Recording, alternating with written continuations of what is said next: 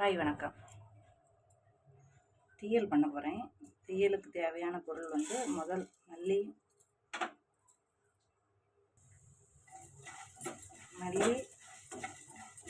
வரமிளகா, நல்ல மிளகா, சின்ன வெங்காயம், கருவேப்பிலை இவ்வளோத்தையும் போட்டு நல்லா முருவ வறுத்து எடுத்துக்கணும்.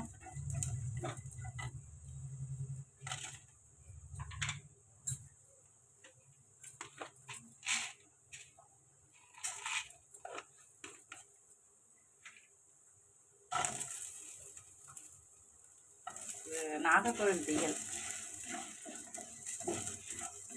கேரளா பார்டராக இருக்கனால அந்த கேரளா டேஸ்ட்டு வந்துடும். கிட்டத்தட்ட இல்லை, முழுமையாகவே கேரளா பார்டரில் உள்ளதுனால கேரளா மாதிரியே தான் இருக்கும்.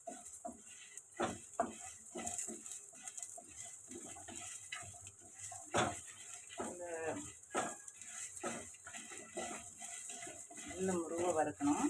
நல்லா வறுத்து வரும்போது தேங்காய் போட்டு தேங்காயும் போட்டு நல்லா வறுக்கணும். தேங்காய் கூட கருவேப்பிலை போட்டுக்கணும்.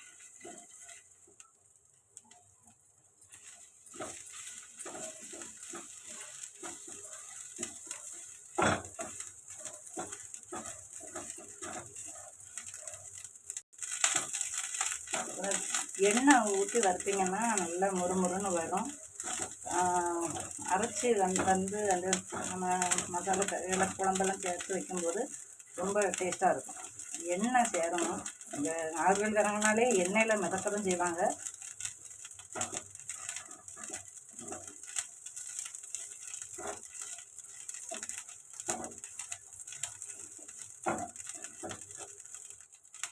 நல்ல முருவை வறுத்தாச்சு. அதை எடுத்துருவோம். எடுத்துட்டு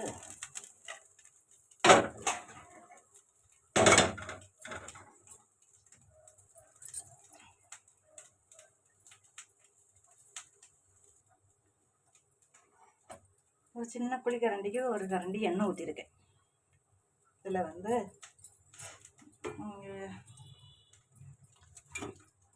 கத்திரிக்காயை பொரிச்சு எடுத்துருக்கோம். எண்ணெய் கத்திரிக்காய்னு சொல்லலாம். நாங்கள் என்ன சொல்லுவோம்னா கத்திரிக்காய் தீயல்னு சொல்லிக்குவோம், எண்ணெய் கத்திரிக்காய்னு சொல்லிக்குவோம்.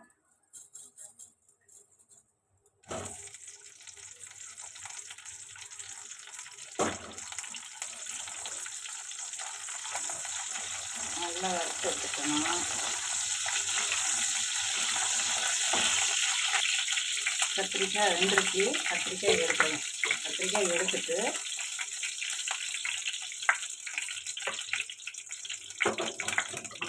அதில் ஒரு ஸ்பூன் கடுகு,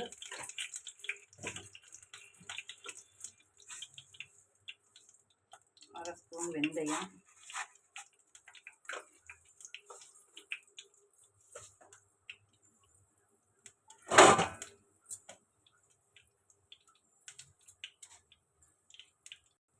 கடுகு பொட்டுச்சு.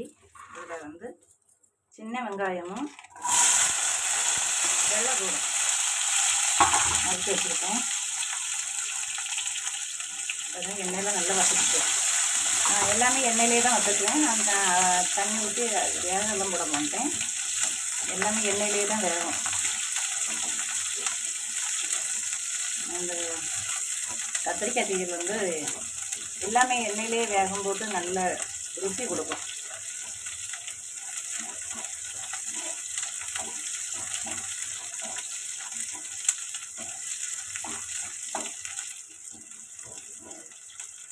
முக்கால்வாசி வெந்துருச்சு.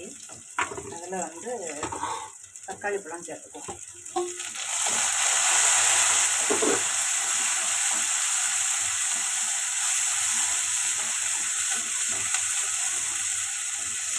மிதமான தீயை வச்சுட்டு அது வேகட்டு நம்ம அரைச்சிட்டு வந்துடுவோம்.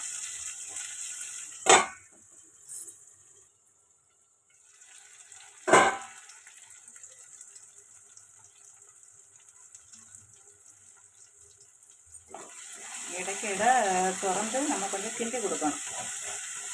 ஏன்னா வெங்காயம் கரிஞ்சு போயிடக்கூடாதுல்ல, அதுக்காக கொஞ்சம் கிண்டி கொடுக்கணும். தக்காளி குழையிட்டு ஒன்றும் இல்லை, தக்காளி குழஞ்சாலும் நல்லா தான் இருக்கும். இது கூட நம்ம முறிச்சு வச்ச கத்திரிக்காயும் சேர்த்துப்போம். இப்போ ஆட்டுது வெந்துட்டுருக்கு.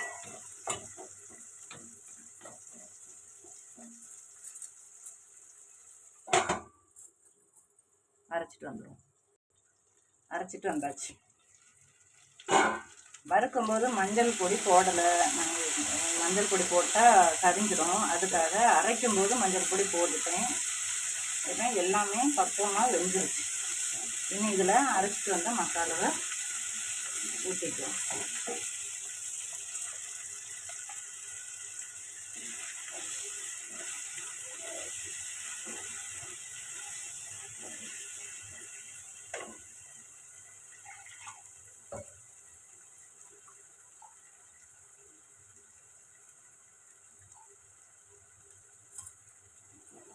ஜாரை கழுவி மசாலா தண்ணி அதில் ஊற்றியாச்சு. உங்களுக்கு தேவை இருந்ததுன்னா கொஞ்சம் கூட தண்ணி சேர்த்துக்கலாம். எனக்கு இதுதான் பக்குவம், அதனால இந்த அளவுக்கு ஊற்றிருக்கேன். தண்ணியாகவும் இருக்காது, நல்ல திக்னஸாகவும் இருக்காது, மீடியமாக இருக்கும். இது பற்றி வரும்போது கொஞ்சம் கரெக்டாக வந்துடும், பக்குவம் வந்துடும். இதில் உப்பு சேர்த்துக்கணும்.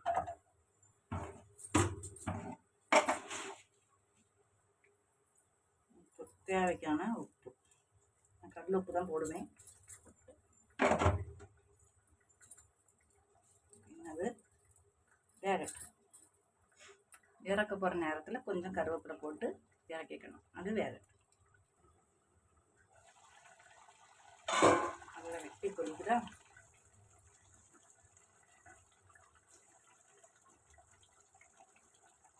இன்னும் தீயை கொஞ்சம் குறைச்சி வச்சுக்கிட்டு நல்லா வெட்டி கொதிக்கட்டும்.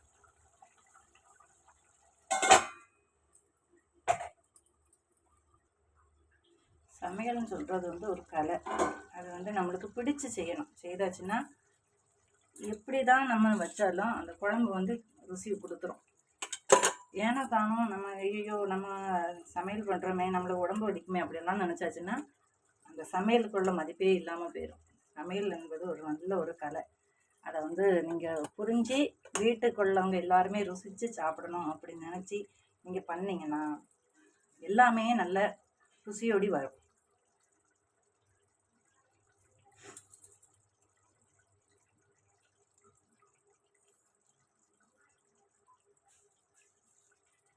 எண்ணெய் கரண்டு வந்தாச்சு, வெந்துருச்சு. எண்ணெயும் கரண்டு வந்துட்டு இன்னும் வந்து என்ன செய்யணும்னா கொஞ்சம் தீயை கொஞ்சம் கூட்டி வச்சுட்டு அப்படியே கருவேப்பிலை தூவி விட்டுட்டு மூடி வச்சிட வேண்டியதுதான்.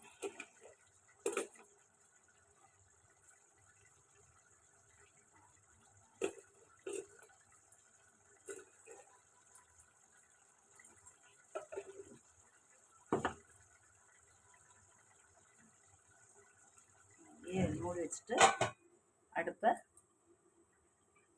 க்ளோஸ் பண்ணிடணும். இன்னும் அது அப்படியே இருந்து வெந்துடும்.